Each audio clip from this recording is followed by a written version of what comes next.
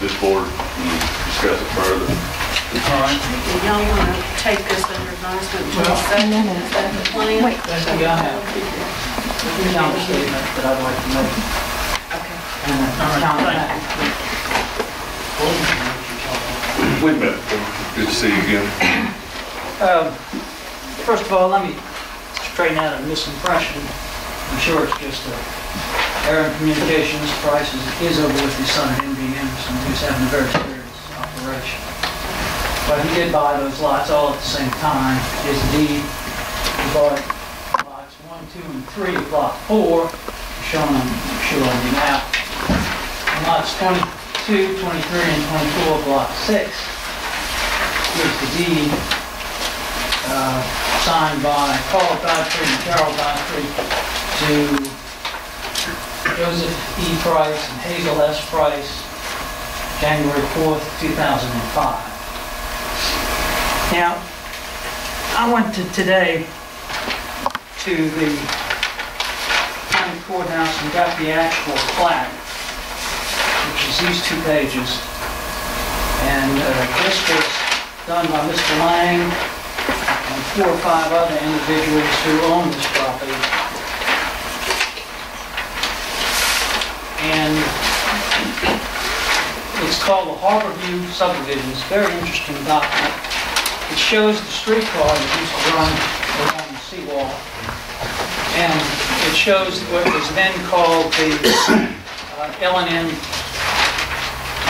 Louisville and Nashville Railroad Station. It was at the end of what is now Lang Avenue. There's a train station on one end, streetcar on the other. At the time it was dedicated, this document says at the very top, dedication. We, the undersigned, owners of the land hereon, represented hereby, dedicate the use to the public forever. Forever. The streets and alleys, except for the street and other railway, meaning the street railway on the beach, and the L&N railway to the north. So they dedicated the streets. Now shown is this 30-foot street to the north of Mr. Price's southern lots and to the south of the other 3 lots. It's probably duplicated in what you have been provided by Mr. Porter. This is the street right here. He owns this, and he owns this. And this is Mr. This is Mr. Price. Mr. Morrison owns this. Claire Morrison owns next. All right, Morrison owns next. And I'm the 4th one over. I don't use this drive. Mr. Morrison uses this drive. Mr. Morrison's house was destroyed. But anyway, this be passed down. It's rather cumulative of what you've already been presented, but it provides more detail. Second exhibit, I would like these attached to the transcript being made. Charles. Yes. I'm going to This use isn't all. a hearing tonight now. I understand. This is like a 3-minute This is comment. public comment. I understand. I'm going to use everybody's time, and I'll be done. I'll be done. Okay. Okay. But I want you all to think about this, and that's why Mr. Courtney's asked you to think about something. I want to ask you to think about it. I have 2 more exhibits, and I'll be short, and I promise not to drag it on. Exhibit 2 is the state law that applies to the regulation of subdivisions.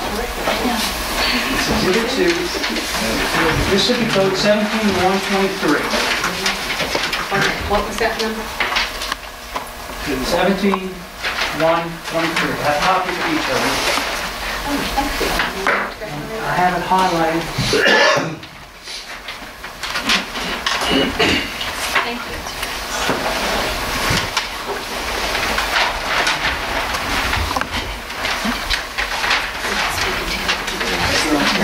This deals with what do you do in a subdivision, such as Harborview You subdivision, said you want to start. with streets. And I'm going to refer you to the highlighted section. you can read the whole thing, but this is really what we're talking about. In all cases where a map or a plat of a subdivision is submitted to the governing authorities of the municipality and is by them approved, the large document that's floating around shows that it was approved. All streets, roads, alleys, and other public ways set forth and shown on the said map and plat shall be thereby dedicated. That plat does dedicate this street to the public use, and shall not be otherwise unless and until said map shall not be used otherwise unless and until said map or plat is vacated in the manner provided by law. Notwithstanding that said streets, roads, alleyways, or other public ways have not been actually opened or used in public. This street was maintained by Mr. Bill Morrison, one of my clients here tonight,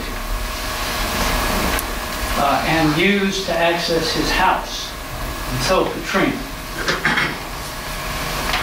You read on, if the city were to vacate it, it says, however, before taking such action, the party's name shall be made aware of the action. We are aware of the action, waive that. They must agree in writing to the vacation or alteration. Most specifically, they do not agree to the vacation or alteration.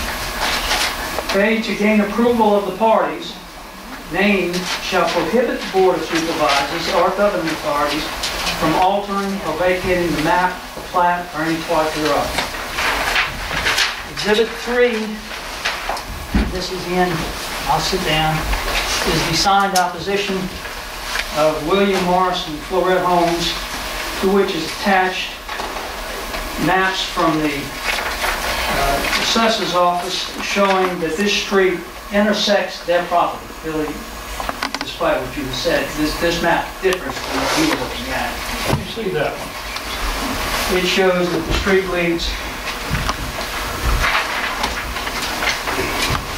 to the intersection of the Florette Homes, William Morrison property, and is the entrance to this property. It shows the line here. That's in the middle. Thank you. See, that's, I have what I had in I the understand, that's why I wanted to get up the table. Yeah. So, in summary, what we have is a platted street accepted by the city.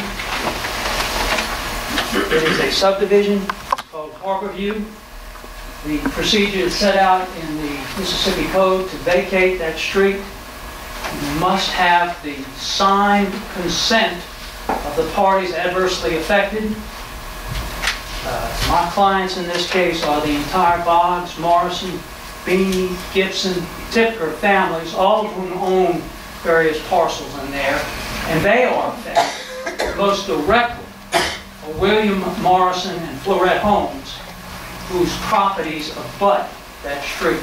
So I know that this isn't a hearing. I know that this court report is taking notes that are not necessary. I want to give everybody food for thought, and when we gather again, I would like no mistakes to be made insofar as the position of my clients are concerned and what jeopardy it puts the city in if the city proceeds with any action that violates state law. What I would anticipate, should that happen, and I'm not making a threat, I'm only saying what I think would happen, and I probably won't be the lawyer, would be a law for conversion and for punitive damages. The city took action against the property owner in direct conflict with state law. I don't see it coming to that, and Mr. Morrison will continue to maintain that road with shell and with aggregate as he did before the storm. I have pictures of it before the storm. I have a satellite picture of a perfectly maintained street. It was there before the storm, servicing Mr. Morrison's house. It's all in my file, and I can introduce it. Save that for the hearing. There's a hearing here. That's just our side of the story. You'll have something to think. Thank you, Charles. Okay. City Attorney.